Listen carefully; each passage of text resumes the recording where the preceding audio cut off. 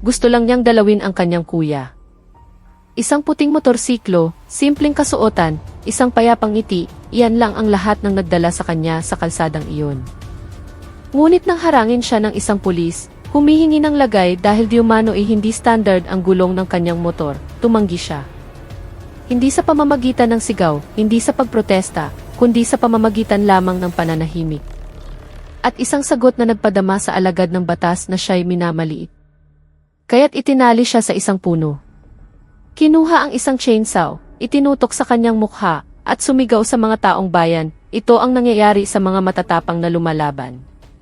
Umiyak si Clara, basa ang kanyang mga mata, mahina ang boses. Sige, magbabayad na po ako. At nang lumuwag ang tali, nang itaas ang chainsaw, nang magtawanan ang lahat ng tiwaling opisyal at maniwala ang mundo na patay na ang hustisya, kumilos siya ng walang hiyaw. Walang bakas ng paglaban, isang galaw lamang, mabilis, malamig, perpekto. Tumilapon ang chainsaw, naagaw ang baril, 4 na katao ang bumagsak sa loob lamang ng ilang segundo. Ang syudad na kanina inanonood ay natigilan.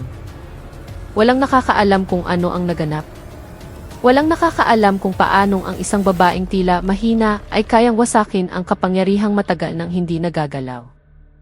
Ang nakita lamang nila ay isang babaeng tahimik na naging anino ng gabi.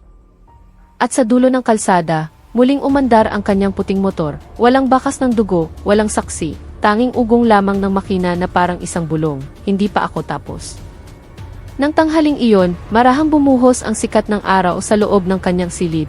Hinahaplos ang ibabaw ng salamin na nakasabit sa dingding na para bang pinipigilan ang mabilis na paglipas ng oras. Si Clara del Rosario ay nakatayo ng tuwid sa harap nito.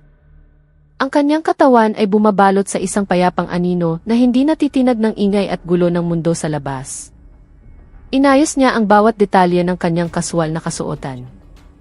Ang telang koton na natural ang bagsak, ang kulay na neutral na nagpapatingkad sa kanyang likas na ganda, ang buhok na maayos na nakapusod ng walang anumang palamuti.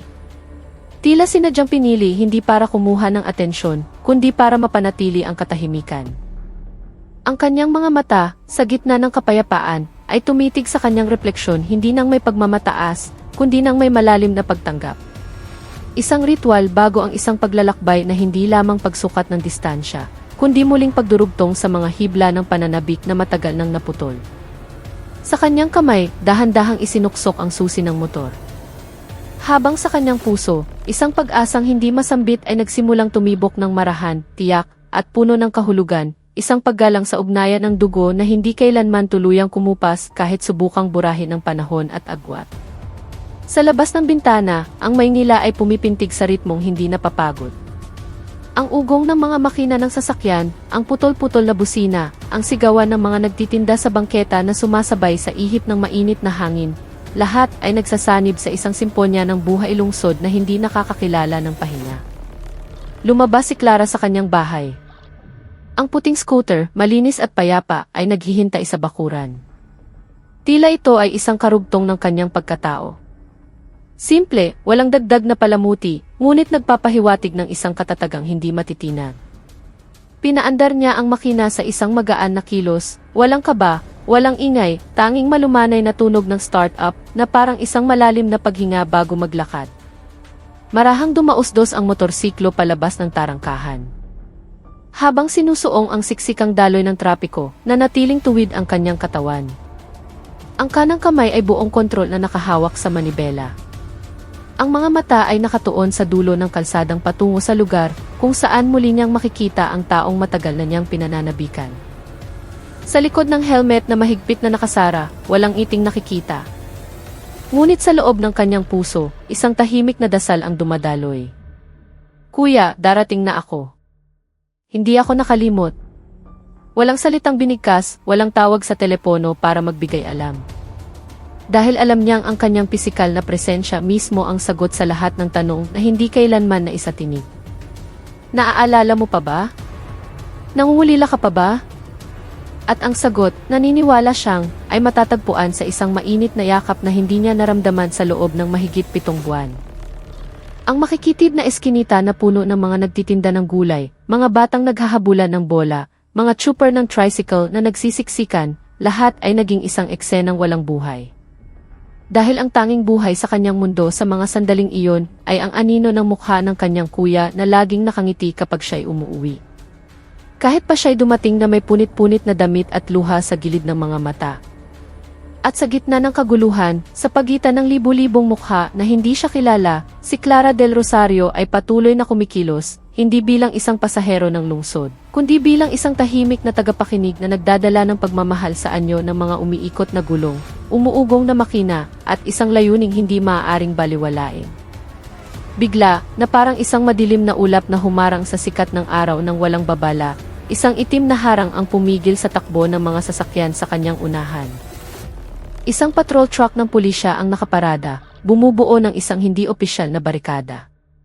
Sa tabi nito, 5 anyo na nakasuot ng uniforme ng pulis. Ngunit hindi ito sumasalamin sa kaayusang dapat nilang taglayin. Hindi sila nakatayo sa isang disiplinadong pormasyon, sa halip ay nakasandal, nagbibiruan. Ang kanilang mga kamay ay may hawak na batuta at mga perang papel na kalilikom lang mula sa mga naunang motorista. Sa gitna nila, isang lalaking malaki ang katawan, may helmet na nakasabit sa liit. Ang kanyang mga mata ay matalim, parang kutsilyong hindi pa nahahasa, si Corporal Ricardo Vargas, o Ricky sa kanyang mga kasamahan. Walang hudyat, walang sirena, walang opisyal na tarpaulin, itinaas niya ang kanyang kamay at ang buong kalsada ay tila nanigas. Marahang pumreno si Clara. Ang puting motor niya ay huminto sa pagitan ng mga kotse at iba pang motorsiklo na tila sumuko na. Tinanggal niya ang kanyang helmet, tumingin sa direksyon ng lalaki. Walang takot, walang galit, payapa lamang. Tila isang taong nanonood ng isang kakaibang eksena na hindi na bago sa kanya. Lumapit si Vargas. Ang kanyang mga hakbang ay mabibigat, puno ng aura ng pangingibabaw. Tila bawat yapak niya ay yumayanig sa tiwala ng publiko. Nilapitan niya si Clara, tiningnan siya mula ulo hanggang paa, na para bang sinusuri ang isang panindang hindi karapat-dapat. Lisensya at rehistro, sabi niya ng may diin. Magaspang ang kanyang boses, ngunit pilit na pinatutunog na may otoridad. Hindi sumagot si Clara.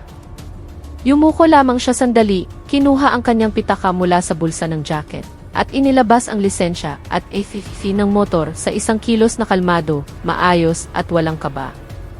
Inabot niya ang mga dokumento gamit ang 2 daliri na para bang nag-aabot ng isang dasal, hindi isang pakiusap, kundi isang katotohanan. Kinuha ito ni Vargas, sinuri ng may kabagalan, sinadya pang gasgasin ang gilid ng papel gamit ang kanyang maruming kuko. Pagkatapos, nang hindi man lang binabasa ang nilalaman, itinaas niya ang kanyang mukha, isang manipis na ngiti ang sumilay sa kanyang mga labi.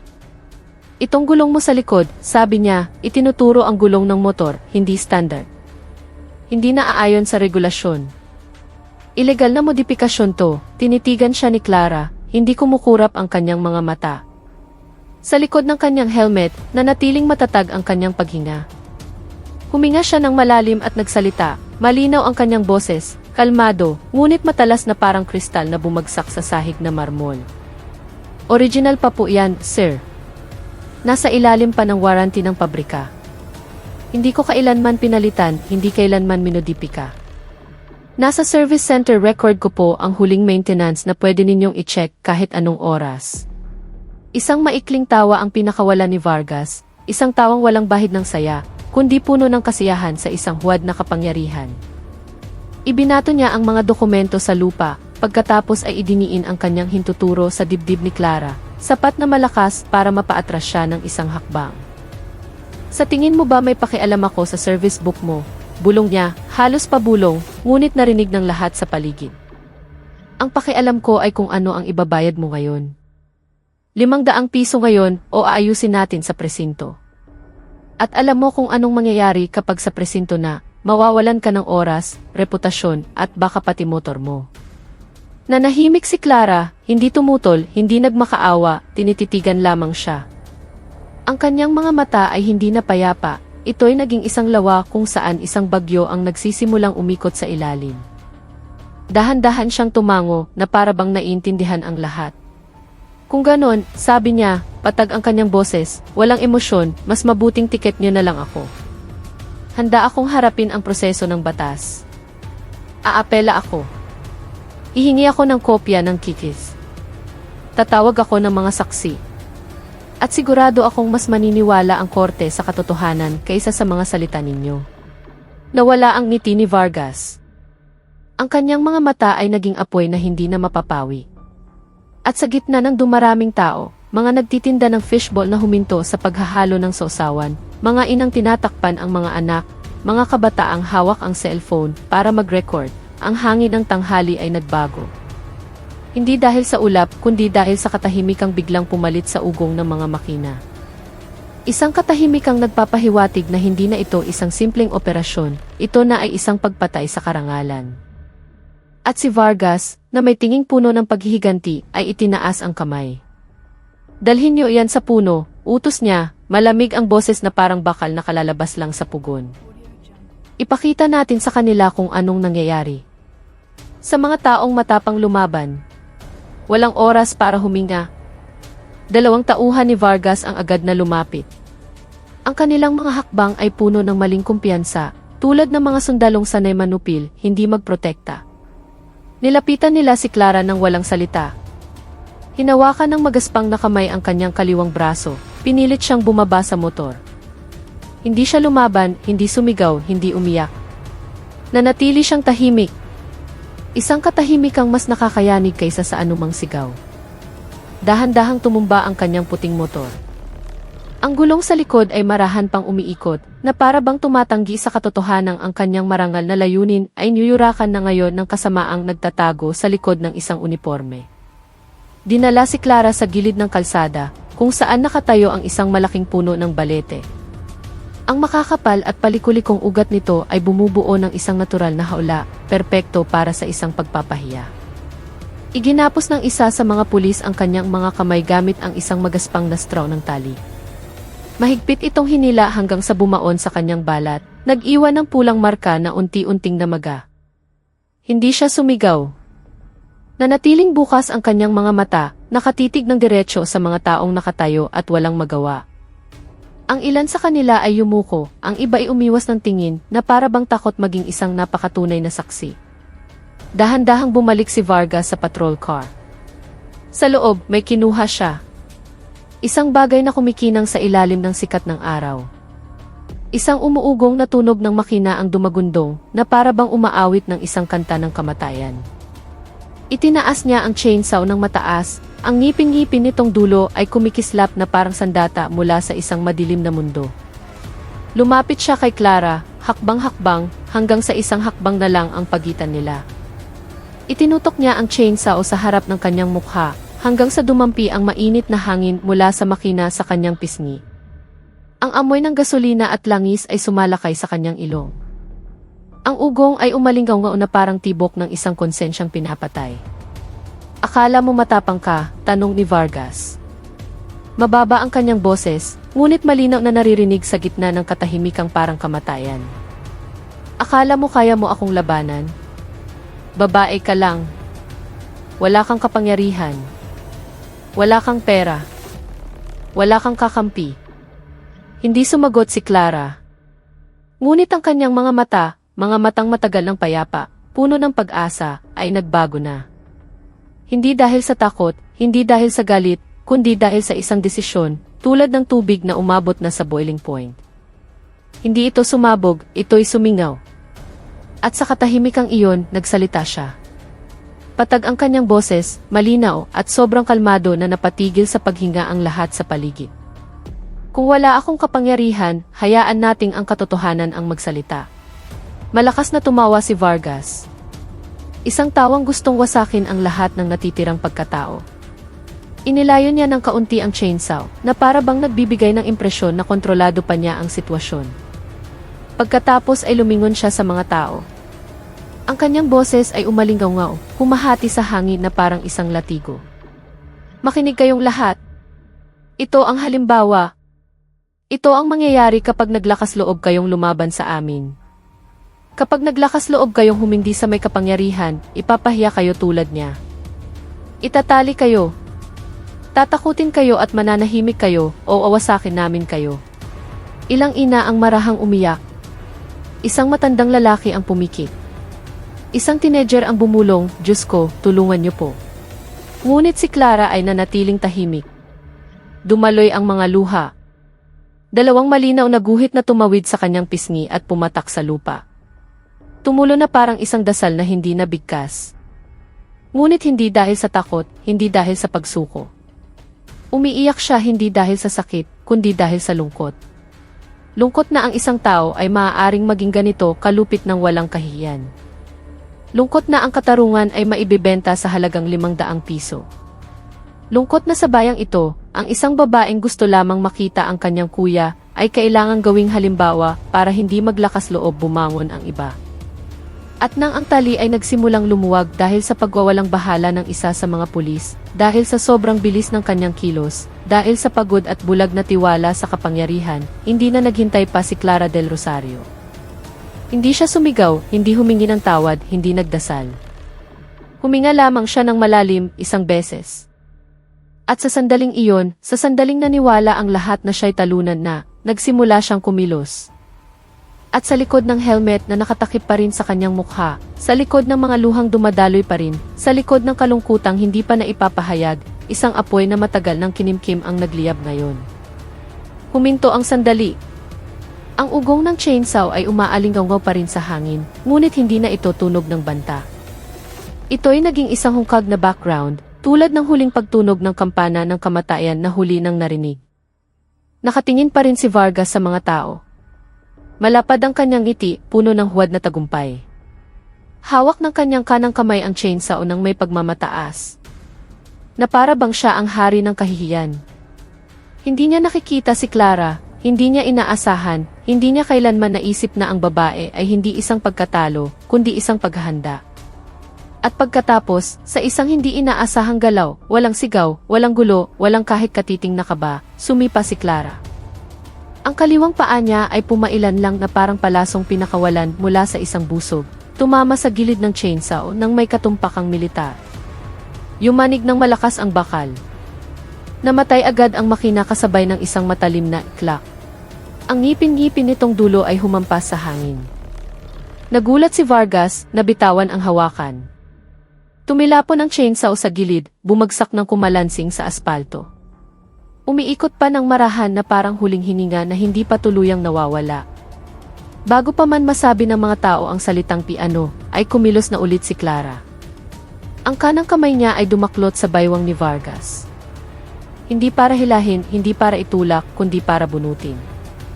Ang itim na baril na nakatago sa holster sa kanyang tagiliran ay madaling nakuha, na para bang matagal nang naghihintay na kunin.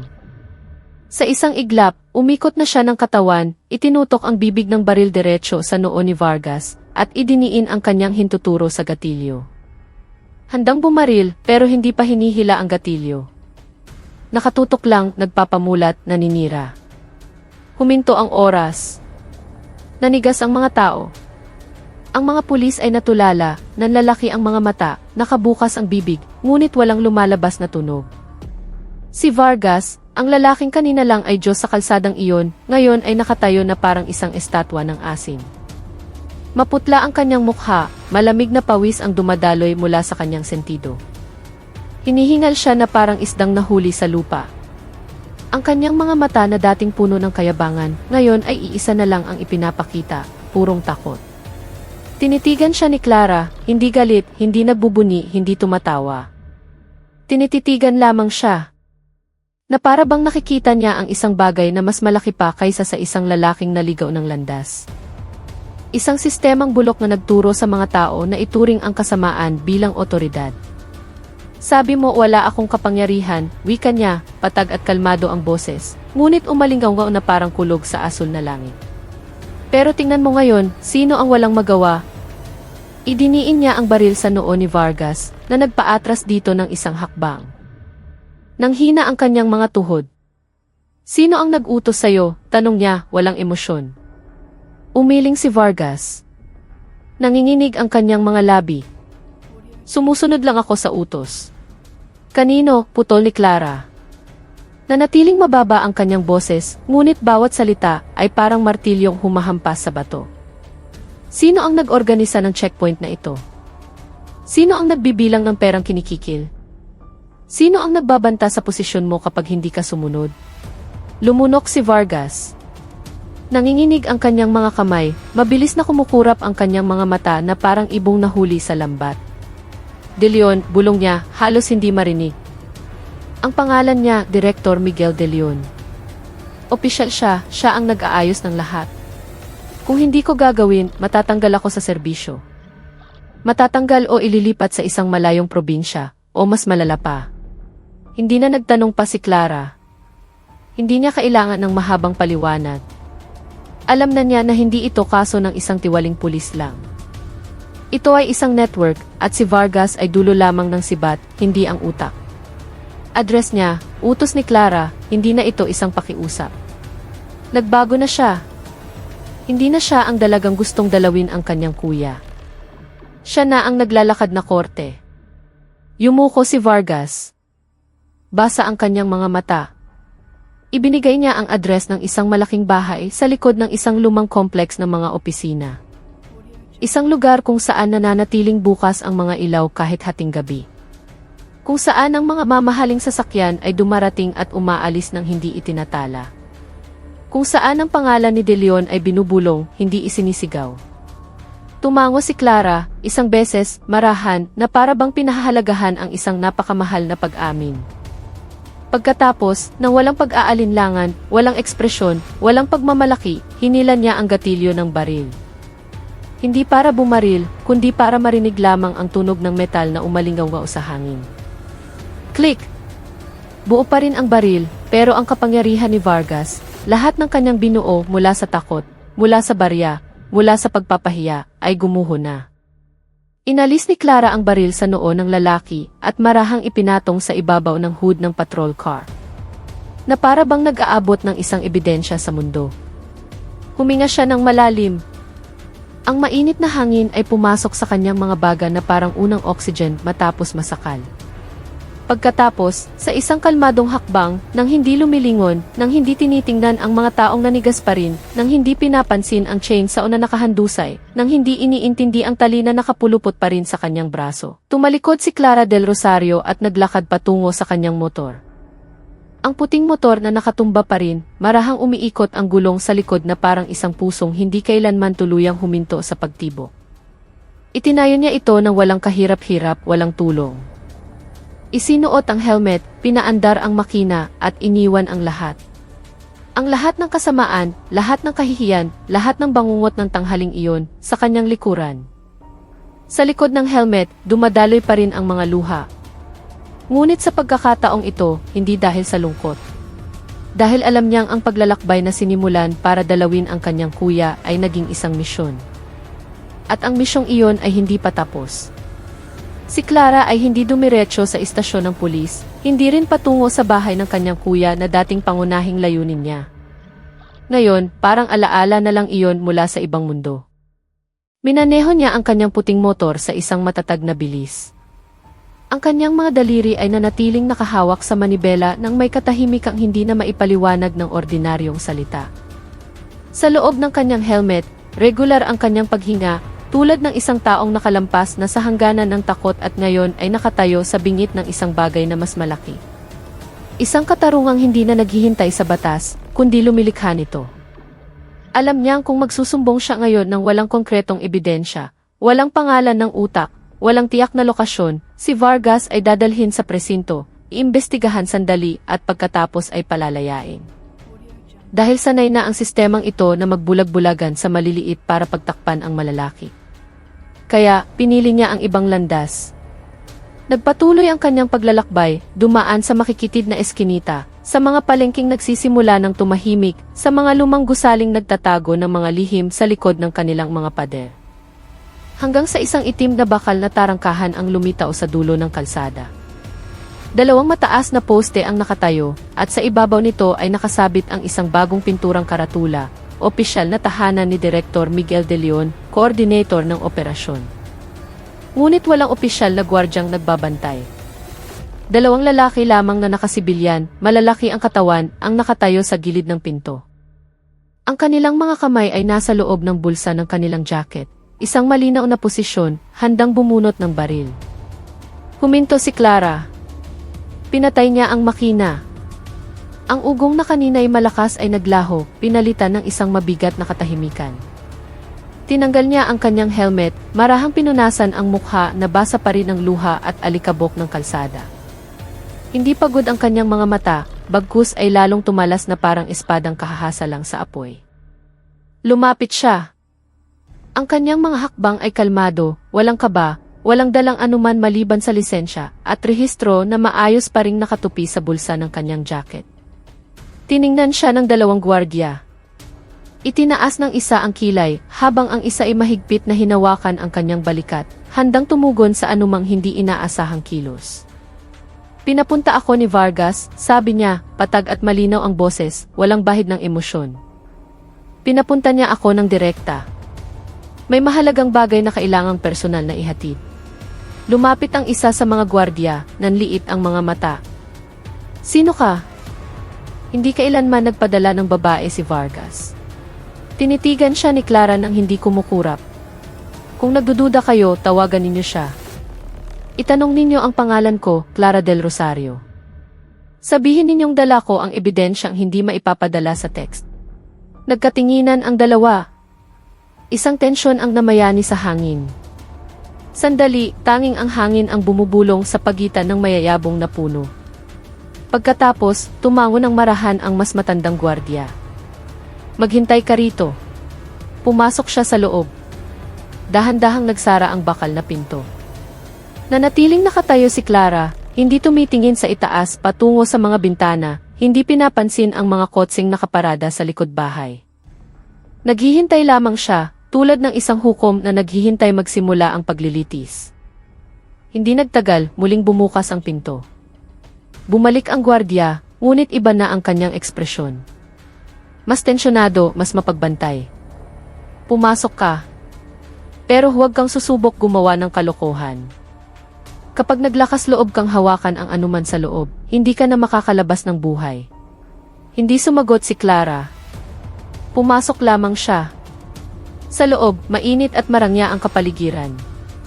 Makapal na karpet, mga ilaw na kristal na nagbibigay ng manilaw-nilaw na liwanag, at ang matapang na amoy ng mamahaling pabango.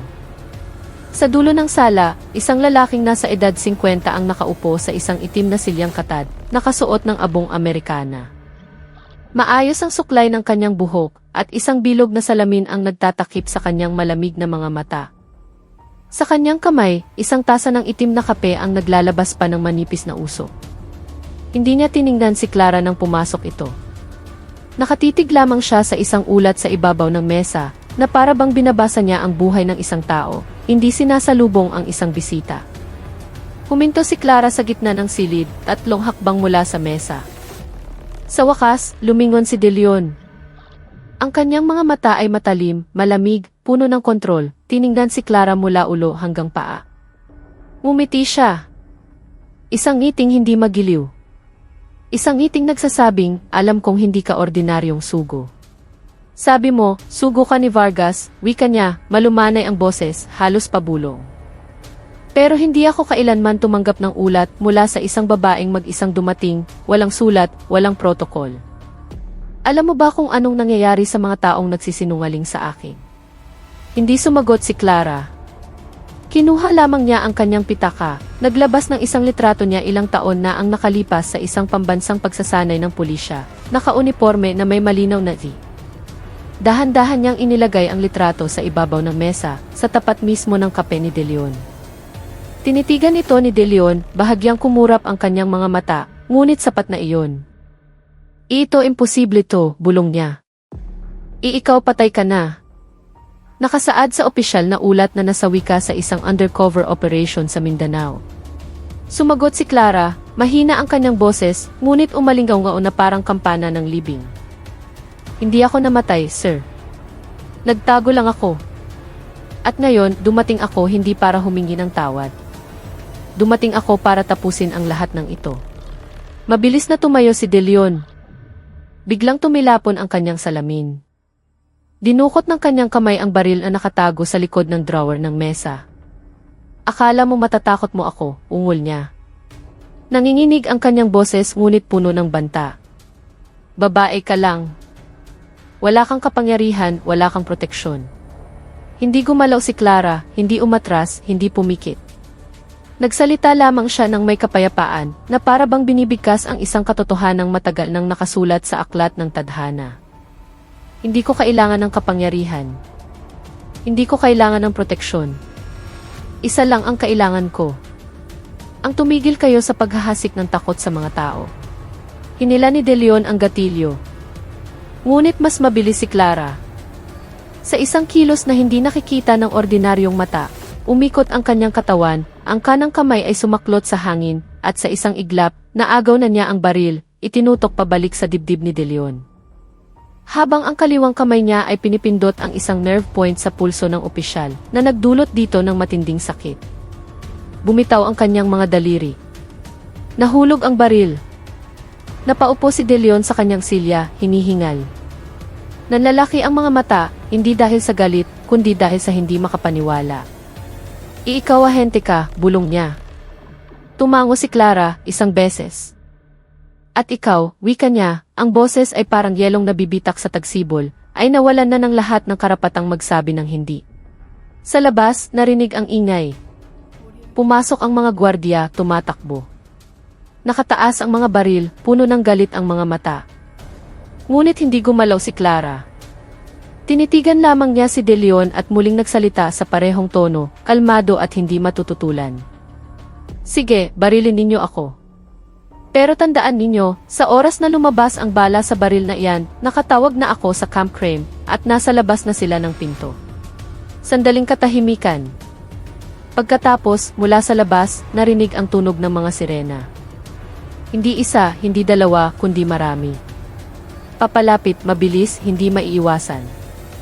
Yumuko si De Leon, nanginginig ang mga kamay. At sa unang pagkakataon sa kanyang buhay, tunay siyang natakot. Huminga ng malalim si Clara. Ipinatong niya ang baril sa mesa, kinuha ang kanyang cellphone mula sa bulsa ng jacket, at pinindot ang huling tinawagan. Malinaw ang boses sa kabilang linya. Isang mataas na opisyal ang nagsalita, Agent Black Lotus, report. Sumagot si Clara, walang palamuti, walang emosyon, walang pagsisisi. Target 1, neutralized. Target 2, handa na para sa pag-aresto. Hindi pa tapos ang misyon. Sa labas ng bahay, pinuwersang buksan ang tarangkahan. Mga pulis na armado hanggang ngipin ang dumagsa sa bakuran. At sa gitna ng kaguluhan, si Clara del Rosario ay nakatayo ng payapa, buo, at hindi natitinan. Bilang isang aninong matagal nang naghihintay ng tamang oras para magpakita. Bumukas ang tarangkahan ng bahay ni De Leon nang may di mapigilang lakas. Ilang sasakyan ng pulis na may armadong mga tauhan ang pumasok.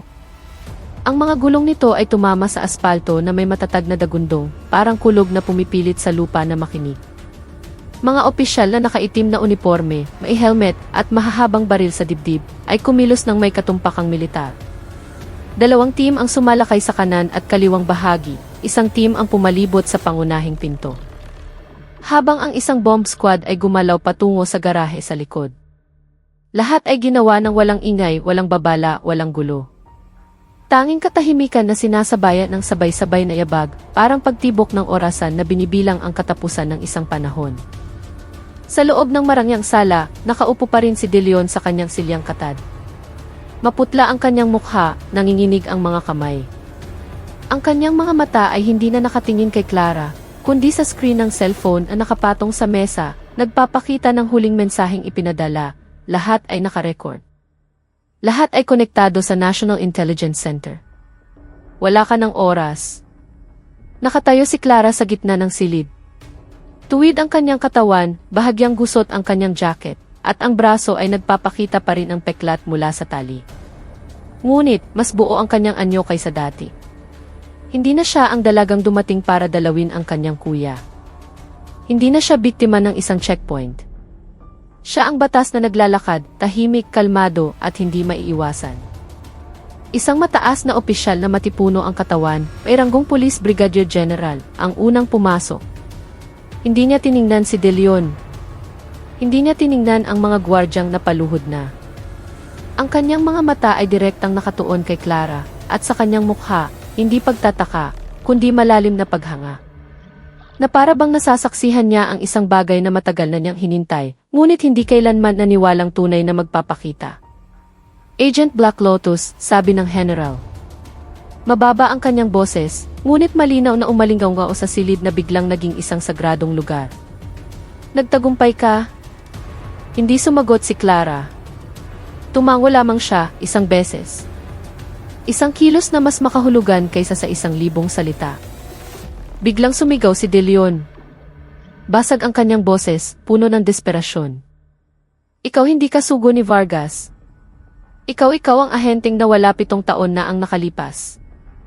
Yung idineklara na sawi sa isang undercover operation sa Mindanao. Dapat patay ka na. Tinitigan siya ni Clara. Hindi galit, hindi mayabang, kundi may ginhawa. Opo, sir, sagot niya, kalmado ang boses na parang isang taong kagigising lang mula sa isang mahabang panaginip. Namatay nga ako, pero hindi ako kailanman tumigil sa pagtatrabaho. Hindi ako maaaring magpakita bilang isang opisyal. Dahil kung magpakita ako, ililibing ng network na ito ang ebidensya ng mas malalim pa. Kaya pinili kong maging anino, maging isang ordinaryong babaeng gustong makita ang kanyang kuya, maging isang biktimang tahimik, maging isang target na mahina, para maramdaman ninyong lahat na ligtas kayo. Huminto siya sandali, tumingin kay De Leon, pagkatapos ay kay Vargas na kapapasok lang dala ng isang security team.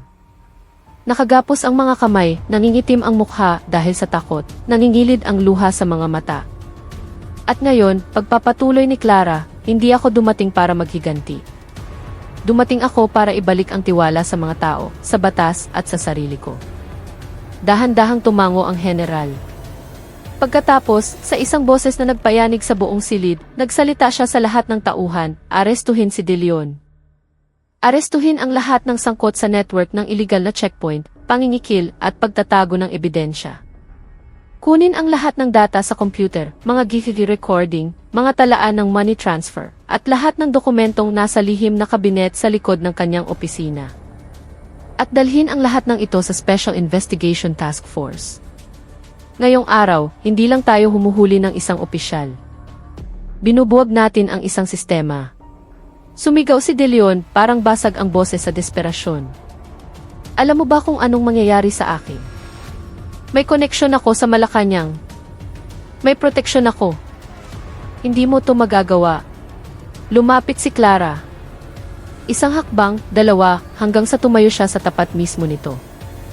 Yumuko siya hanggang sa maging kapantay ng kanyang mukha ang mga mata ni De Leon. Alam ko, bulong niya, halos hindi marinig.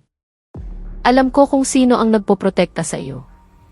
Alam ko kung sino ang nagbibigay sa iyo ng pera. Alam ko kung sino ang nag-uutos sa iyong pumatay ng mga taong masyadong maraming alam. Huminto siya, tinitigan ito ng mga matang hindi na malamig kundi puno ng kalungkutan. Pero alam ko rin na ang katotohanan ay hindi namamatay. Natutulog lang ito. At ngayon, nagising na ito. Tinitigan siya ni De Leon, at sa unang pagkakataon, hindi isang ahente ang nakita niya. Nakita niya ang katarungan sa anyo ng isang babaeng nawala ng lahat, ngunit nanatiling nakatayo. Sa labas, lalong lumakas ang mga sirena ng pulis. Isa-isang inaresto ang mga gwardya ng walang paglaban. Umiyak si Vargas, nagmakaawa, humingi ng tawad, ngunit wala nang may pakialam. Lumapit ang general kay Clara. Hinubad niya ang kanyang jacket at inabot ito sa kanya bilang simbolo ng pagkilala. Kailangan namin ng oras para iproseso ang lahat ng ito, pero hindi mo na kailangang magtago pa. Tumango si Clara, hindi kinuha ang jacket. Sinabi lamang niya, hindi ako dumating para parangalan. Dumating ako para ipamulat sa kanila na ang kapangyarihang binuo sa takot ay guguho kapag may isang taong naglakas loob tumayo ng walang armas, walang ranggo, walang kapangyarihan. Tanging may tapang. Tumalikod siya. Kalmado ang kanyang mga hakbang patungo sa pinto. Sa may pintuan, huminto siya, itinaas ang tingin sa langit na nagsisimula ng dumilim. Dahan-dahang gumagalaw ang maninipis na ulap at sa kanyang puso, isang tahimik na dasal ang dumaloy. Kuya, dumating ako hindi lang para makita ka, kundi para ibalik ang katarungang ninakaw mula sa mundong ito. At sa kanyang likuran, sa isang silid na puno ng pagkawasak, sa pagitan ng mga kamay na nakagapos at mga mukhang wasak. Isang bagong silang nakatahimikan ang bumalot sa buong bahay. Hindi katahimikan ng tagumpay, hindi katahimikan ng pagkatalo, kundi isang katahimikang isinilang mula sa katotohanang sa wakas ay narinig. Ang silid ng interogasyon ay malamig, hindi dahil sa aircon, kundi dahil sa katahimikang parang isang moral na pabigat na hindi na kayang pasanin inuman. Ang mga pader ay puti, walang palamuti, walang bintana. Isang ilaw na neon lamang ang nagbibigay liwanag mula sa itaas, nililinaw ang bawat gatla sa noo, bawat panginginig ng kamay, bawat luhang hindi napunasan. Sa isang panig, nakaupo ng tuwid sa isang metal na silya, nakaposas, maputla ang mukha at namumula ang mga mata, si Vargas. Sa tapat niya, si De Leon, dating mataas na opisyal, ngayon ay isang preso na lamang na nawala ng lahat ng sagisag ng kapangyarihan. Nakayukong nakaupo, tanggal ang Amerikana, gusot ang buhok, ang mga mata ay hindi nakatingin sa harap kundi sa sahig, na para bang naghahanap ng sagot na matagal na niyang iniiwasan. Sa likod ng makapal na salamin, isang grupo ng mga opisyal ng pulisya ang nagmamasid mula sa malayo, tahimik, seryoso, walang ekspresyon. Sa control room, nakatayo ang general. Nakapamulsa. Ang kanyang mga mata ay nakatuon sa isang anyo na nakaupo sa tabi ng mesa ng interogasyon, si Clara del Rosario. Hindi siya naka-uniforme, walang armas, walang opisyal na Z. Isang simpleng cotton jacket lang, buhok na medyo gusot pa, at mga matang kalmado at malalim na parang dagat na katatapos lang mag-alimpuyo. Ngunit sa silid na ito, siya ang sentro ng lahat. Isang batang piskal ang nagbukas ng isang makapal na folder. Tumingin siya kay Clara, pagkatapos ay sa dalawang akusado. Malinaw ang kanyang boses, formal, ngunit puno ng paggalang. Sa paglilitis na ito, nais naming kumpirmahin ang mga katotohanang nakalap sa loob ng 6 na buwang undercover operation na Black Lotus.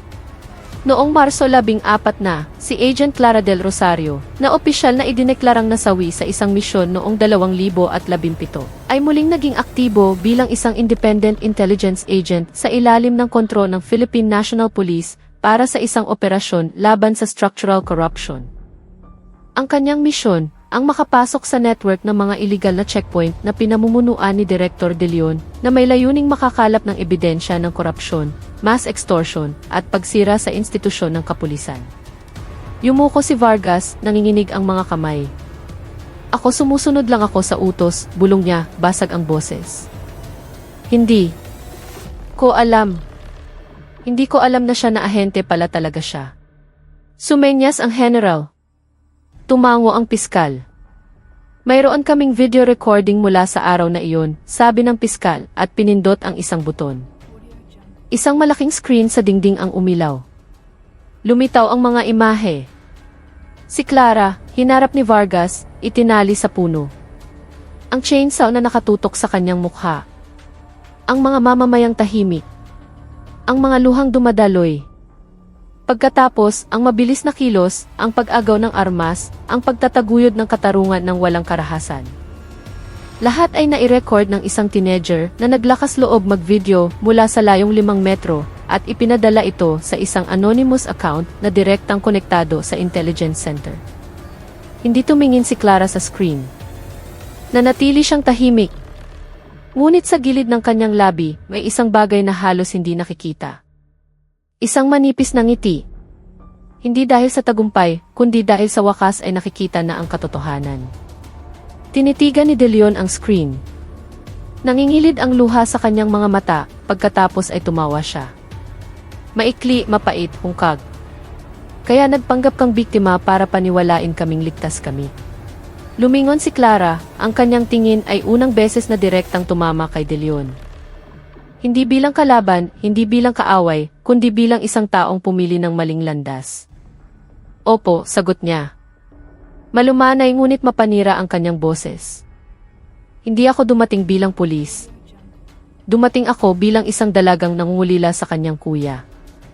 Hindi ako nagdala ng armas. Hindi ako nagdala ng warrant. Nagdala lang ako ng katahimikan at pag-asa na mayroon pa ring makikinig. Tinitigan siya ni De Leon na para bang may napagtanto siyang napakalalim. Kikilala mo ako. Alam mo kung ano ang ginawa ko. Alam mo kung paano ko inayos ang lahat ng ito. Tumango si Clara. Opo. Alam kong dati kayong pinakamahusay na opisyal sa rehiyong ito. Alam kong minsan ninyong iniligtas ang isang pamilya ng mga ngalakal mula sa isang sunog. Alam kong minsan ninyong tinanggihan ang isang suhol na 2 milyong piso noong 2000 at isinama ang pangalan ninyo sa listahan ng mga malilinis na opisyal ng Pangulo noon. Natahimik si De Leon. Hinihingal. Bakit? Bulong niya. Bakit mo ako hinayaang mahulog ng ganito kalalim?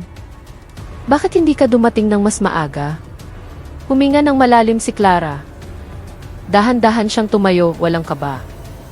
Lumapit siya sa mesa ng interogasyon at tumayo sa tapat mismo ni De Leon. Dahil, wika niya, mahina ngunit malinaw na narinig sa buong silid, kung dumating ako bilang isang ahente, papatain ninyo ako o itatago ninyo ang ebidensya ng mas malalim pa. Kung dumating ako bilang isang ordinaryong biktima, babaliwalain ninyo ako. Pero kung dumating ako bilang isang babaeng walang kapangyarihan, ituturing ninyo akong mahina. At sa kahinaang iyon, ipinakita ninyo ang sarili ninyong kasamaan. Huminto siya, tiningnan si De Leon pagkatapos ay lumingon sa general. Hindi ako dumating para magparusa. Dumating ako para ipaalala na ang kapulisan ay hindi isang kasangkapan ng kapangyarihan, kundi isang proteksyon para sa mga walang boses. At kapag may isang taong naglakas loob manahimik, hindi dahil sa takot, kundi dahil naniniwala siya sa katotohanan, ang katotohanang iyon ay magsasalita ng mas malakas kaysa sa lahat ng armas sa mundo. Natahimik ang silid. Maging ang tiktak ng orasan sa dingding ay parang kampana ng libing. Umiyak si Vargas, hindi makapagsalita. Yumuko si De Leon at sa unang pagkakataon sa kanyang buhay, hindi siya naghanap ng paraan para makatakas. Pumikit na lamang siya, na para bang nagsisimulang maunawaan na ang katarungan ay hindi isang bagay na dapat abutin, kundi isang bagay na dapat kilalanin. Pumasok ang general sa silid. Tumayo siya sa tabi ni Clara nang walang salita, ipinatong lamang ang kanyang kamay sa balikat nito. Isang dampi na mas makahulugan kaysa sa anumang titulo, mas malalim kaysa sa anumang parangal. Pagkatapos ay nagsalita siya, mababa ang boses ngunit narinig ng lahat. Hindi ito ang katapusan ng isang misyon. Ito ang simula ng isang pagbabago. At ikaw, Del Rosario, ikaw ang patunay na ang katapangan ay hindi tungkol sa lakas ng katawan, kundi sa katatagan ng puso na hindi kailanman sumusuko. Kahit pasabihin ng mundo na patay ka na. Sa labas ng silid, dumampi sa bintana ang sikat ng araw sa hapon. Ang liwanag ay bumagsak sa sahig, hinahati ang mga lumang anino. At sa gitna ng liwanag na iyon, si Clara del Rosario, ang dalagang dumating para dalawin ang kanyang kuya, ay naging isang simbolo. Isang simbolo na ang katarungan ay hindi laging dumarating na may sirena. Minsan, dumarating ito ng tahimik, may luha, kasama ng isang babaeng hindi sumisigaw, ngunit nagpaparinig sa buong mundo. Nang araw na iyon, ang korte ay hindi na puno ng mga nagsisiksikang mamamayan, kundi ng isang katahimikang mas mabigat pa kaysa sa libu-libong boses. Ang mga ilaw sa kisame ay nagbibigay liwanag sa sahig na marmol, tila gustong linisin ang bawat bakas ng kasamaang dumungis dito. Sa harap ng hukom, 2 silya ng akusado ang bakante pa. Ngunit ang hangin sa loob ay puno na ng bigat, bigat ng katotohanan, ng pagsisisi, at ng pag-asang matagal ng pinigilan. Sa kanang bahagi, isang hanay ng mga piskal ang nakatayo ng tuwid. Maayos na nakasalansan ang mga ebidensya, video ng illegal na checkpoint, mga bank transfer mula kay De Leon patungo sa mga tiwaling pulis, listahan ng mga biktimang hindi kailanman nagreklamo, mga liham ng pagbabanta mula sa matataas na opisyal, at maging ang talaarawan ni Vargas na natagpuan sa kanyang telepono. Ayaw kong maging demonyo, pero kung hindi ako sasama, mawawala ang pamilya ko. At sa gitna ng silid, sa isang espesyal na upuan para sa pangunahing saksi, si Clara del Rosario ay nakaupo ng payapa. Nakasuot siya ng isang simpleng itim na bestida, maayos na nakatali ang buhok, walang aksesorya, walang kolorete. Hindi siya nakatingin sa mga akusado, sa mga mamamahayag o kaninuman. Nakatingin lamang siya sa harap, sa isang puting pader na walang laman, na para bang may nakikita siyang mas malaki pa sa paglilitis na ito, isang kinabukasang maaari pang buuin. Dahan-dahang bumukas ang pinto. 2 pulis ang pumasok. Isa sa likod, isa sa harap, ineeskortan ang 2 anyo na nakaposas, nakayuko at bagsak ang mga balikat, si Vargas, si De Leon. Hindi na sila nakasuot ng mamahaling Amerikana o uniforme ng kapangyarihan. Isang kupas na puting kamiseta lamang, gusot na pantalon, at sapatos na marumi dahil sa alikabok ng bilangguan. Ang kanilang mga mukha ay hindi na puno ng kayabangan, kundi wasak na parang gusaling gumuho dahil sa sarili nitong bulok na pundasyon. Nang umupo sila, marahang kumalansing ang posas, isang tunog na umalinggaw na parang kampana ng kamatayan para sa isang sistemang namatay na. Ang hukom, isang matandang babae na may malinis na puting buhok at mga matang matalim ngunit puno ng habag, ay binuksan ang sesyon sa isang boses na kalmado, ngunit nagpayanig sa puso. Ang paglilitis na ito ay isinasagawa laban kina De Leon at Vargas sa mga kasong structural corruption, mass extortion, abuse of authority, pag-aabuso sa sibilyan, at pagtatangkang sirain ang integridad ng institusyon ng kapulisan. Ang mga akusasyong ito ay suportado ng higit sa 117 na saksi, 43 video recording, 28 dokumentong pampinansyal, at huminto siya sandali, tumingin kay Clara. At ng pinakamalakas na ebidensyang iniharap sa kasaysayan ng ating pambansang batas, ang katapangan ng isang babaeng piniling manahimik para makapagsalita ang katotohanan. Natahimik ang buong silid, walang palakpak, walang bulungan. Tanging mga hiningang pinipigilan. Tumayo ang taga-usi. Binuksan niya ang isang makapal na folder at kumuha ng isang litrato.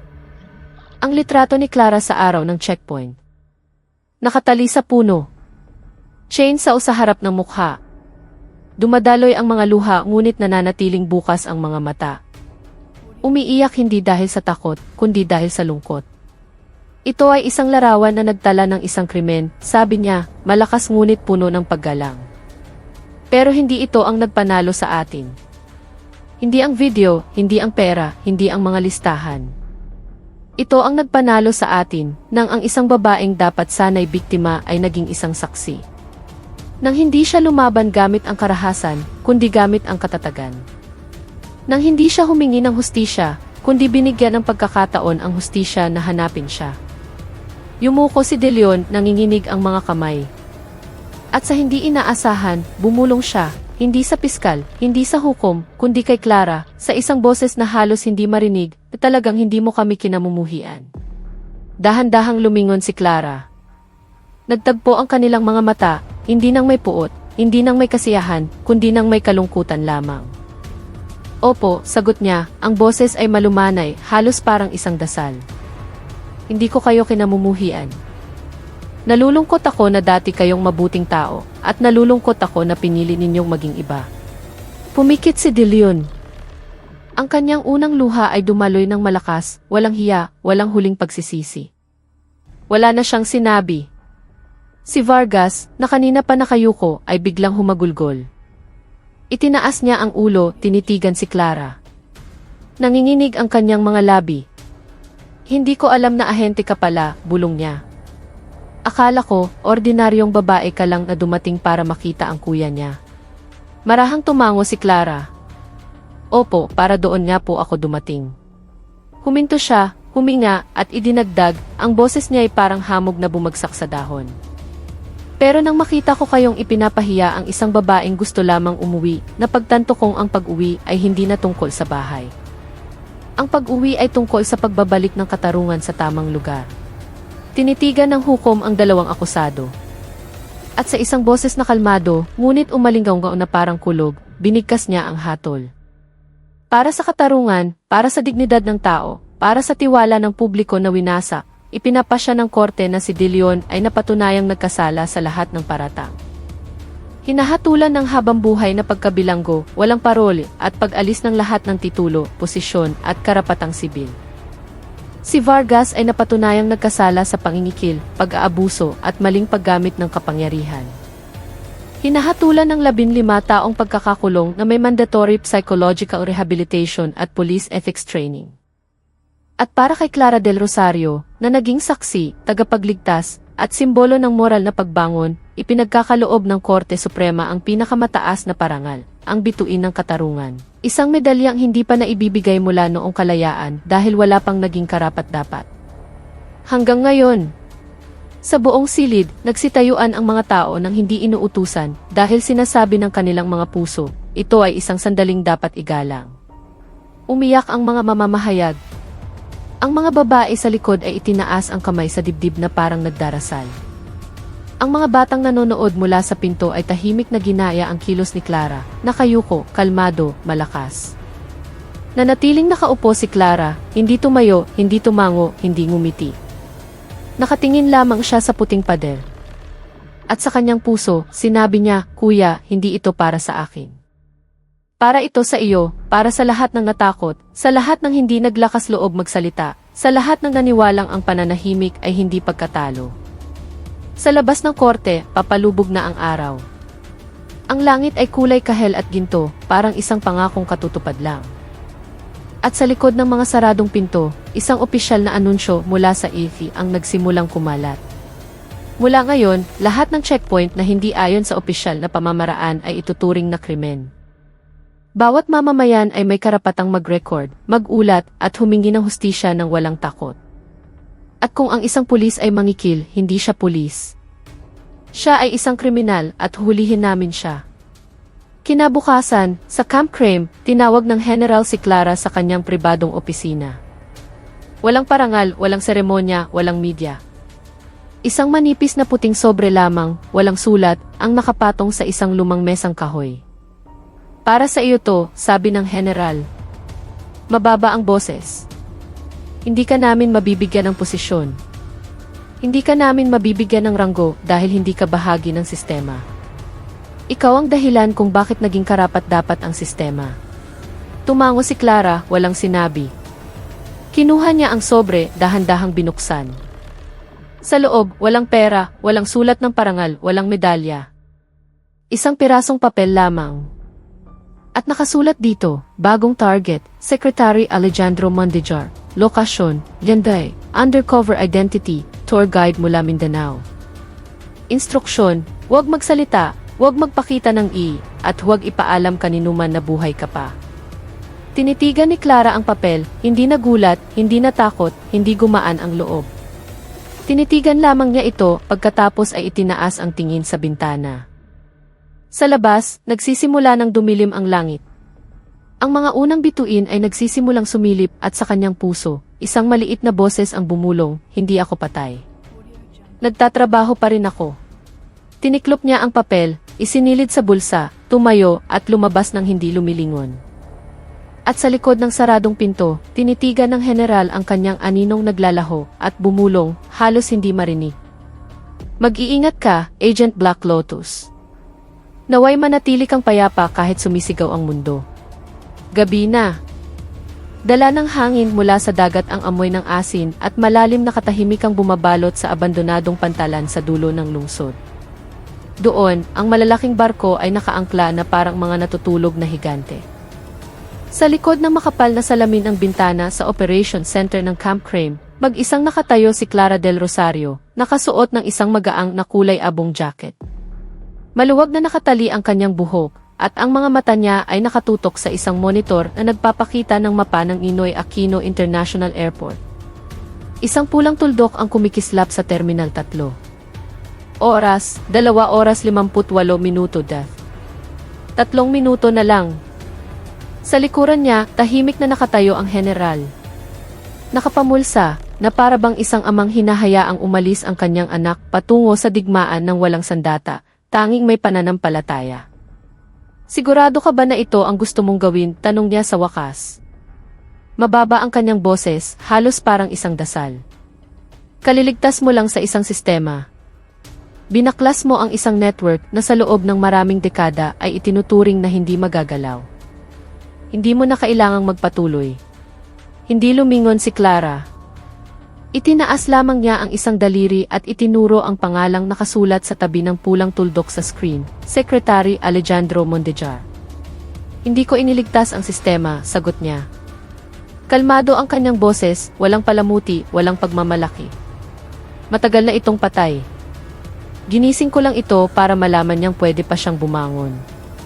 Huminto siya sandali, marahan ang paghinga, na parang isang taong kalalampas lang sa pinakamahabang gabi ng kanyang buhay. Sabi noon ni De Leon, "Wala akong pagpipilian."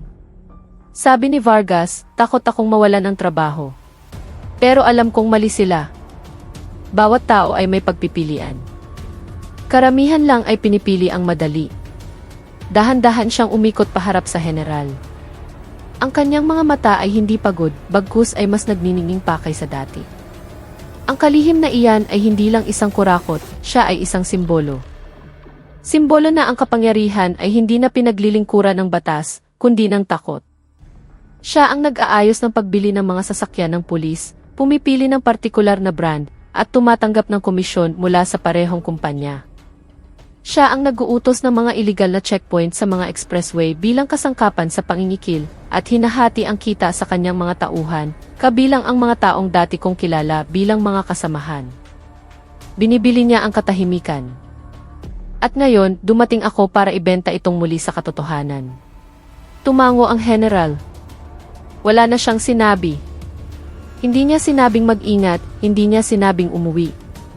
Kumuha lamang siya ng isang maliit na itim na kahon mula sa drawer ng kanyang mesa, walang marka, tanging isang maliit na buton sa ibabaw. Ito, sabi niya, iniaabot ang kahon ay isang transponder. Ang tanging linya na aktibo sa pagitan mo at namin. Pindutin mo ng isang beses kung kailangan mo ng extraction. Pindutin mo ng 2 beses kung kailangan mo ng tulong. Pero huwag mong pipindutin ng 3 beses. Tiningnan ni Clara ang kahon, pagkatapos ay tinitigan ang general nang may tinging mas malalim pa sa lahat ng salitang nabigkas na. Bakit hindi pwedeng 3 beses? Yumuko sandali ang general, tila tumanda ng higit sa kanyang edad. Pagkatapos, sa isang boses na halos mabulunan, sumagot siya, dahil ang 3 beses ay nangangahulugang nawalan ka na ng pag-asa. At kung nawalan ka ng pag-asa, hindi ka na namin mahahanap. Nanahimik si Clara. Kinuha niya ang kahon, isinilid sa panloob na bulsa ng kanyang jacket, malapit sa kanyang puso. Pagkatapos, naglakad siya patungo sa pinto. Ang kanyang mga hakbang ay hindi mabilis, hindi mabagal, kundi tiyak, tulad ng oras na hindi mapipigilan. Sa may pintuan, huminto siya, hindi lumingon. Hindi na ako uwi, sabi niya. Malumanay ang kanyang boses, ngunit umalinggaw sa tahimik na silid. Hindi ako magiging bayani. Hindi ako lalabas sa telebisyon. Hindi ako tatanggap ng medalya. Magiging anino lang ako na laging naroon sa pinakamadilim na lugar, sa panahong pinakatakot magsalita ang mga tao. Binuksan niya ang pinto. Pumasok ang hangin ng gabi, iwinagayway ang dulo ng kanyang jacket. At kung balang araw ay makarinig kayo tungkol sa isang babaeng may dalang kulay kape na maleta, nagpapanggap na tour guide, at naglaho ng 2 milyong piso mula sa bulsa ng isang kalihim na nag-aabot ng pera sa isang opisyal ng airport. Huwag ninyo akong hanapin. Huminto siya sandali, huminga ng malalim. Sapat na. Magpasalamat kayo sa katarungan dahil buhay pa ito. Marahang nagsara ang pinto. Sa loob ng silid, nanatiling tahimik ang general. Tinitigan niya ang monitor na ngayon ay nagpapakita ng isang imahe mula sa satellite. Isang babae ang naglalakad patungo sa terminal. Maliit na maleta sa kamay, malapad na sombrero ang nagtatakip sa kanyang mukha. Kumikinang ang kanyang buhok dahil sa mga ilaw. Walang litrato sa GI. Walang biometric record. Walang digital footprint. Isa lang ang totoo. Nariyan siya. At sa labas, sa mahabang pasilyo ng tahimik na terminal, isang babae ang naglalakad patungo sa check-in counter, ngumingiti sa petugas. Malambing at matamis ang kanyang boses. Magandang gabi po, sir. Ako po si Clara, tour guide mula Mindanao. Susunduin ko po ang isang grupo ng mga turistang hapon papuntang Palawan. Ngumiti ang petugas, pinindot ang keyboard, nagprint ng boarding pass, at hindi kailanman nalaman na sa loob ng maletang iyon ay hindi damit, hindi pasalubong, hindi peking pasaporte, kundi isang video recording, isang hard drive na naglalaman ng mga dokumento ng money transfer, at isang maliit na baril, hindi para pumatay, kundi para magligtas. Dahil si Clara del Rosario ay hindi dumating para manira. Dumating siya para ipaalala na ang katarungan ay hindi kailanman namamatay. Nagtatago lamang ito sa likod ng isang ngiti, sa likod ng pananahimik, sa likod ng anino ng isang babaeng hindi kailanman humingi ng parangal. At sa isang sulok ng terminal, sa likod ng isang salamin, isang security guard na kapopromote lang, na dating bahagi ng network ni De Leon. Ay nakita siya sa refleksyon. Tinitigan niya si Clara, hindi siya nakilala, ngunit bumulong siya ng walang tunog. Salamat dahil nariyan ka pa. At sa labas, sa malawak na kalangitan ng gabi, kumikislap ang mga bituin na parabang sumasagot, nandito pa rin kami. 3 ng umaga. Ang mga ilaw ng terminal ay nakabukas pa rin, ngunit nawala na ang dami ng tao. Tanging tunog ng mga yabag na tumatalbog sa sahig na marmol at ang pag-agos ng malamig na hangin mula sa aircon ang naririnig, parang paghinga ng isang gusaling hindi natutulog. Nakatayo si Clara sa likod ng isang haliging semento. Nakatago ang kanyang katawan sa anino. Ang kanyang mga mata ay nakatuon sa isang lalaking papalapit sa baggage claim area, si Secretary Alejandro Mondejar. Nakasuot siya ng itim na Amerikana, walang kurbata. Maayos ang suklay ng kanyang buhok, ngunit balisa ang kanyang mga mata, na para bang alam niyang ang gabing ito ay hindi isang ordinaryong paglalakbay. Sa kanyang kamay, isang maliit na itim na leather bag. Sa loob, 3 bando ng daan-daang libong piso, kita mula sa isang pinekeng kontrata sa pagbili ng mga sasakyan ng pulis, binayaran sa pamamagitan ng isang offshore account, at ipinadala sa pamamagitan ng isang hindi rehistradong courier. Ito ang perang ginamit para bumili ng katahimikan, at ngayon, darating siya para ibigay ito, hindi sa batas, kundi sa isang taong hindi mabibili. Hindi na naghintay pa si Clara. Ang kanyang mga hakbang ay marahan, walang ingay, parang isang aninong matagal nang naghihintay. Lumapit siya mula sa likuran hanggang sa isang hakbang na lang ang pagitan. Walang sigaw, walang banta, 1 kilos lamang. Mabilis, tumpak at walang emosyon. Hinawakan ng kanyang kaliwang kamay ang braso ng kalihim, hinila ito sa isang madilim na sulok sa pagitan ng mga estante ng maleta. Ang kanang kamay niya ay binuksan ang kanyang maliit na maleta at inilabas ang isang maliit na recorder na agad niyang inilagay sa harap ng mukha ng kalihim. Nagsimulang mag-record. Nagulat ang kalihim, nanlaki ang mga mata. Gusto niyang sumigaw, ngunit nanigas ang kanyang dila.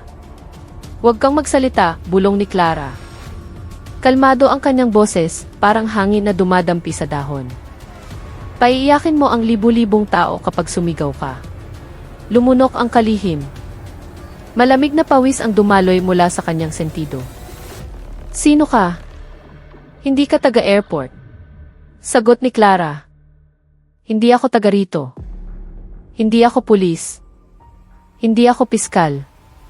At hindi rin ako intelligence agent. Hindi sa paraang kilala mo. Tinitigan niya ito, mga matang hindi kumukurap, walang puot, walang kasiyahan. Tanging malalim na kalungkutan. Ako ang dalagang dumating para dalawin ang kanyang kuya, na minsan nang tiniketan dahil hindi standard ang gulong ng kanyang motor. Na itinali sa isang puno dahil naglakas loob magsabi ng hindi. Na minsan nang umiyak dahil inakala ng mundo na ang pananahimik ay pagkatalo. At ngayon, dumating ako bilang kanilang alaala. Nanginig ang kalihim. Ikaw si Black Lotus. Tumango si Clara 1 beses. At may 2 akong pagpipilian para sa iyo. Inilabas niya ang isang maliit na flash drive mula sa bulsa ng kanyang jacket at ipinatong ito sa ibabaw ng leather bag na dala ng kalihim. Una, kunin mo ang flash drive na ito. Itago mo. Ipadala mo sa independent media. Aminin mo ang lahat sa harap ng publiko. Mag-resign ka, humingi ng tawad at sumuko sa korte ng walang proteksyon. Kinuha niya ang maliit na baril mula sa loob ng maleta, hindi para itutok, kundi para ipatong sa tabi ng flash drive. Pangalawa, kunin mo ang baril na ito. Barilin mo ako at tumakas ka. Pero maniwala ka, na i-record ko na ang boses mo nang sabihin mong hindi ako nagkasala. At naipadala ko na ang kopya sa lahat ng pahayagan, sa ombudsman, sa opisina ng Pangulo, at maging sa mga anak mong natutulog sa bahay. Kaya kung babarilin mo ako, hindi ka mamamatay bilang isang opisyal. Mamamatay ka bilang isang mamamatay tao. Tinitigan ng kalihim ang 2 bagay, ang flash drive at ang baril, na parang 200 patungo sa impyerno. Huminga siya ng malalim, nangingilid ang luha sa kanyang mga mata. At dahan-dahan, kinuha niya ang flash drive. Hindi ang baril. Hindi siya tumakbo, hindi sumigaw. Tinitigan lamang niya si Clara at nagsalita, basag ang boses, halos hindi marinig. Hindi ka kailanman humingi ng pera. Hindi nagbanta. Hindi nanghiya. Ipinakita mo lang na pwede pa pala akong maging tao ulit. Nanahimik si Clara, hindi sumagot, hindi ngumiti. Tumango lamang siya, isang beses, na parang nagpapaalam sa isang bagay na matagal nang nawala. Binuksan ng kalihim ang kanyang bag, kumuha ng ballpen, sumulat sa isang pirasong papel, at idinikit ito sa flash drive. Isang maikling mensahe para sa lahat ng minsan nang nanahimik, patawarin ninyo ako. Magsasalita na ako. At naglakad siya palayo, nang hindi lumilingon, nang hindi tumatakbo, nang hindi nagtatago. Patungo sa labasan, patungo sa katarungan. Nanatili si Clara sa kanyang kinatatayuan, tinitingnan ang aninong naglalaho sa dilaw na liwanag ng pasilyo. Sa loob ng kanyang maleta, umiikot pa rin ang recorder. Recording ng boses ng kalihim, nagkasala ako. Ngunit hindi iyon ang nagpaiyak sa kanya. Ang nagpatulo sa kanyang mga luha ay nang marinig niya ang isang boses mula sa maliit na speaker sa loob ng maleta. Isang lumang recording. Ang boses ng isang babae, marahil isang ina, na marahang kumakanta sa telepono. Anak, huwag kang matakot kung mananahimik ka. Minsan, ang pinakamalakas ay hindi ang sumisigaw, kundi ang nananatiling nakatayo. Kahit pahilingin ng mundo na bumagsak siya. Isinara ni Clara ang maleta, mahigpit na hinawakan, at naglakad patungo sa labasan. Sa labas, nagsisimula ng mamula ang langit. Malapit nang sumikat ang araw. At sa isang maliit na silid sa Camp Crame, pinindot ng General ang play sa monitor. Umalinggaw-gaw ang recording. Malinaw ang boses ni Secretary Mondejar. Ako si Alejandro Mondejar, kalihim ng transportasyon, buong pusong inaamin na ako ay nagsagawa ng structural corruption, pangingikil sa institusyon ng kapulisan, at pag-abuso sa kapangyarihan para sa pansariling kapakanan. Sumusuko ako, at nagpapasalamat ako sa isang babaeng hindi kailanman nagpakita ng kanyang mukha, dahil ipinaalala niya sa akin na pwede pa akong maging tao. Natahimik ang silid. Nagsitayuan ang lahat ng opisyal. Walang palakpak, ngunit lahat ng mata ay basa. Tinitigan ng General ang screen at bumulong, halos hindi marinig. Hindi siya dumating para manira. Dumating siya para manggising. Sa labas, sa isang tahimik na pantalan, isang ferry ang umalis. Patungo sa isang malayong isla. Kung saan ang pangalan ni Clara del Rosario ay hindi kailanman naitala. Walang litrato, walang A, walang bakas. Isang bagay lang ang natira. Isang maliit na sulat na iniwan sa mesa ng isang bakanting kwarto sa hotel. Isinulat ng isang kamay na payapa, ang katarungan ay hindi isang regalo. Ito ay isang responsibilidad. At hindi pa ako tapos. At sa silangang kalangitan, ang unang sinag ng araw ay tumama sa lupa. Hindi nang may dagundong, hindi nang may sorpresang liwanag. Kundi nang may payapang sinag na yumayakap sa bawat anino, sa bawat pananahimik, sa bawat pusong minsan nang natakot tumayo. Dahil minsan, ang pinakamalakas ay hindi ang sumisigaw, kundi ang nananahimik at patuloy na naglalakad.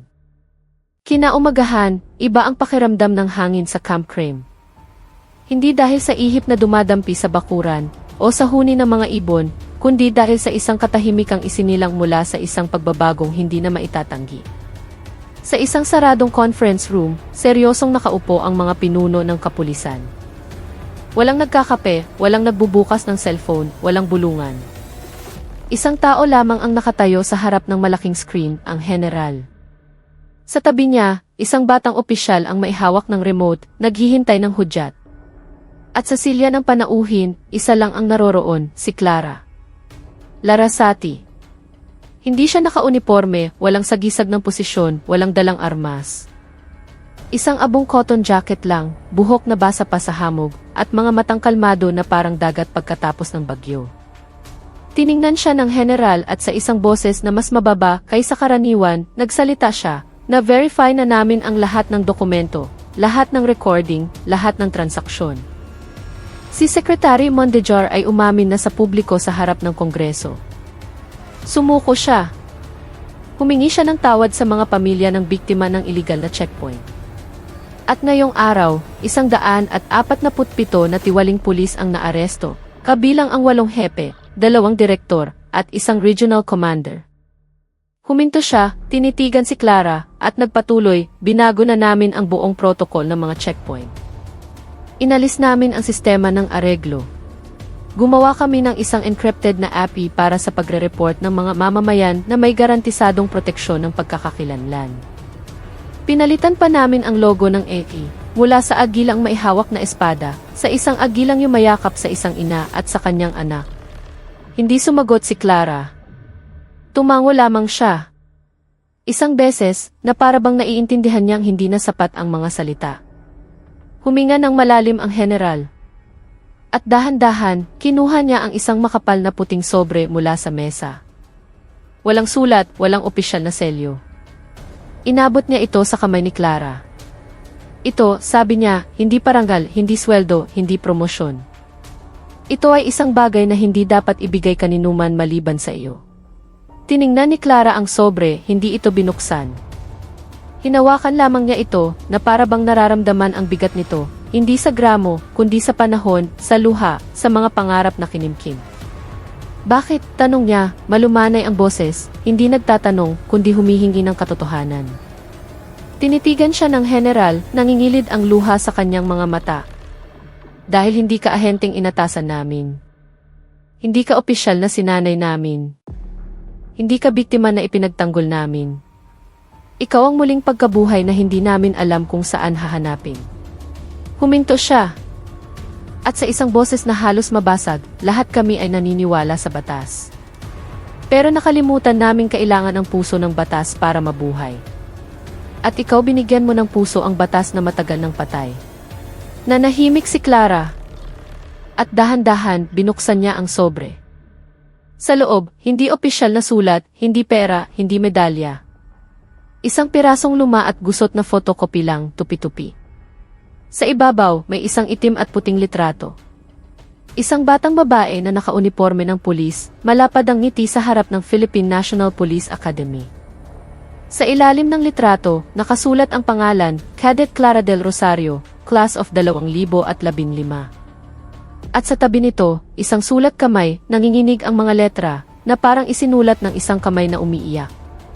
Nanigas si Clara. Huminto ang kanyang paghinga. Hindi kumukurap ang kanyang mga mata. Ang unang luha ay dahan-dahang pumatak, walang tunog, at tumulo sa ibabaw ng litrato. Nilalabo ang ngiti ng kanyang ama na matagal nang pumanaw. Hindi siya humagulgol, hindi sumigaw. Tinitigan lamang niya ang litrato, nakikita ang payapang mga mata ng kanyang ama, ang nanginginig na pirma, at ang huling pangungusap na isinulat nito bago siya mamatay bilang isang bigong pulis na sa katunayan ay nagwagi na pala. Tumayo ang general. Dahan-dahan siyang lumapit. Tumayo siya sa tabi ni Clara at ipinatong ang kamay sa balikat nito. Hindi bilang isang nakatataas, kundi bilang isang taong gumagalang sa isang pagkawasak na ginawang muling pagkabuhay. Alam mo, bulong niya, nang matagpuan namin ang sulat na ito sa lihim na archive ng iyong ama, inakala naming patay ka na rin kasama niya. Pero sa halip, binuhay mo pa siya. Tahimik pa rin si Clara. At dahan-dahan, itinaas niya ang tingin, hindi sa general, hindi sa litrato, kundi sa malaking bintana sa likod nila. Sa labas, ang sikat ng araw ay nagbibigay liwanag sa bakura ng kampo. Naglalakad ang mga opisyal, nagbabatian ng walang takot, walang pagdududa. Isang ina ang nagdala ng kanyang anak sa opisina para mag-ulat ng nanakaw na motor, at ang pulis na nag-asikaso ay ngumiti, pinaupo siya. Nagtimpla ng kape at nagsabi, sige po, ma'am. Makikinig po kami. Tinitigan ni Clara ang tanawing iyon, at sa unang pagkakataon, mula nang iwan niya ang tahanan 7 taon na ang nakalipas, ngumiti siya. Hindi isang maliit na ngiti, hindi ngiti ng tagumpay, kundi isang ngiting isinilang mula sa pagpapatawad. Dahan-dahan niyang isinara ang sobre, isinilid sa bulsa ng jacket, sa tapat ng kanyang puso. Tumayo siya, hinarap ang general. Hindi ako dumating para maghiganti, wika niya, malumanay ngunit malinaw na parang tubig na dumadaloy sa isang matagal ng tuyong ilog. Hindi rin ako dumating para maging bayani. Dumating ako dahil gusto kong malaman kung ang tatay ko ba ay namatay dahil naniwala siya sa isang bagay na tama o dahil naniwala siya sa isang bagay na imposible. Huminto siya, tinitigan ang general ng may mga matang hindi na blanko. Ngayon, alam ko na. Itinuro niya ang bintana. Naniwala siya sa imposible. At ako ginawa ko itong totoo. Tumango ang general, walang sinabi, yumuko lamang ng bahagya bilang pinakamataas na paggalang. Tumalikod si Clara, kinuha ang kanyang maliit na maleta, naglakad patungo sa pinto. Hindi lumingon, hindi nagpaalam. Ngunit sa may pintuan, huminto siya at nagsalita ng hindi lumilingon, kung balang araw ay makita ninyo ang isang babaeng naglalakad mag-isa, may dalang kulay kape na maleta, walang pasaporte, walang pero may dalang recording ng isang kalihim na umiiyak pakiusap, huwag ninyo siyang hanapin. Huminga siya ng malalim. Hayaan ninyo lang siyang umalis. Bumukas ang pinto. Nagsara. Sa loob ng silid, natahimik ang mga opisyal. Walang gumalaw, walang nagsalita. Tanging ang general ang dahan-dahang lumapit sa bintana, tinitingnan ang anino ni Clara na naglalaho sa gitna ng dumaraming mamamayan. Mga ina, mga teenager, mga lolo, lahat ay dumarating hindi para magreklamo, kundi para magpasalamat. At sa bulsa ng jacket ni Clara, sa pagitan ng litrato ng kanyang ama at ng sulat nito, isang maliit na mensahe na hindi pa niya nababasa ang nakatago sa likod ng tupi ng papel. Hindi pa niya ito binubuksan, ngunit sa kanyang puso, alam niyang hindi pa ito ang katapusan. Ito ang simula ng isang misyong hindi matatapos. Dahil ang katarungan ay hindi isang destinasyon. Ito ay isang paglalakbay. At si Clara del Rosario ay hindi kailanman titigil sa paglalakad. Sa labas, umihip ang hangin, gumalaw ang mga dahon, at sa kalangitan, isang agila ang lumipad ng mataas. Hindi sumisigaw, hindi humahabol.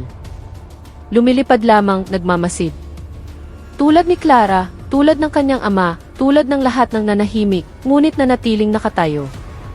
At sa isang lugar, sa isang malayong baryo, isang batang babae ang nanonood ng balita sa telebisyon. Nakita niya ang larawan ng isang hindi kilalang babae na nagligtas sa isang sistema. Tinitigan niya ang screen at sa isang maliit